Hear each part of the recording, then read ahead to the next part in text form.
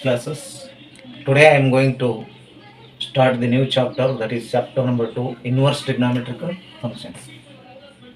Here in first year you have learned trigonometric functions. The trigonometric functions which written in the form of inverse is called inverse trigonometric functions. For example, let x is equal to sin y, then y is equal to, this sin will bring this side, it becomes sin inverse of x. X is equal to cos y, then y is equal to cos inverse of x. X is equal to tan y, then y is equal to tan inverse x, and so on. These inverse trigonometric functions having domain and range. The sine function y is equal to sin inverse x domain is always closed interval of -1 to 1. In this -1 to 1 is the domain, closed interval of -1 to 1. Range is also called as principal value branches. So principal value branches, or you can say that it is the range of a particular inverse trigonometric functions. Whereas sin inverse x function, inverse of sine, range is always -π/2 to π/2. It is closed interval. This principal value, always sin inverse function principal value or range must be closed interval of -π/2 to π/2. And second one, the y is equal to cos inverse x. The domain is same as sin inverse, that is closed interval of -1 to 1. But here the range or principal value of cos inverse x is equal to 0 to pi, closed interval 0 to pi. 0, 30 degree, 45 degree, 60 degree, 90 degree, 120 degree and 180 degree. Up to these angles are the range of the cos inverse x. Therefore, closed interval of 0 to pi. Third one, y is equal to cosec inverse x. The cosec inverse x function domain is always r minus of open interval -1 to 1. If open interval of -1 to 1 means here 0, this will becomes 0.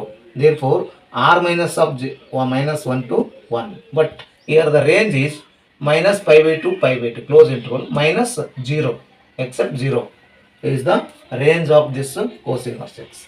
And y is equal to sec inverse x, the same as the cosec inverse x domain, r minus of -1 to 1.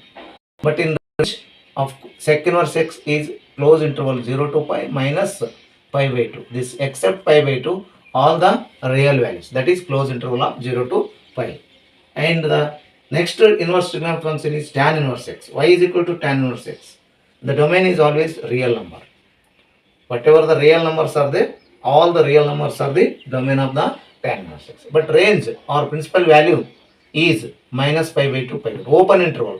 Open interval means -π/2 and π/2 is not countable. In between the angles are only the range of this tan inverse x. So, and the last inverse trigonometric function, that is y is equal to cot inverse x.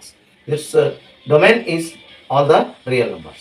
But the range or principal value of this cot inverse x is open interval of 0 to pi.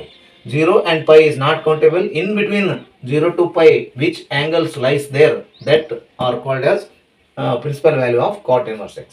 So all these are very important for this inverse trigonometric function.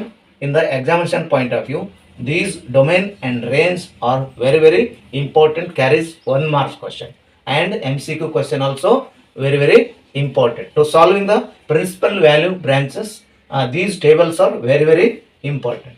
So you must remember of all the domains and range of inverse trigonometric functions. Next we shall go to principal value branch.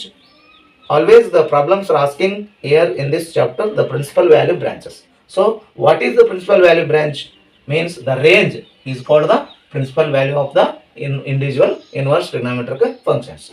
The value of an inverse trigonometric functions which lies in its principal value branch is called the principal value of that inverse trigonometric functions. The range which lies in the inverse trigonometric functions is called the principal value branches. So these are all called as principal value branches. The value which lies in the principal value is called the principal value of the inverse trigonometric functions. The principal value of sin inverse x -π/2 π/2, close interval, or range -π/2 π/2. So we must remember of all these inverse trigonometric functions.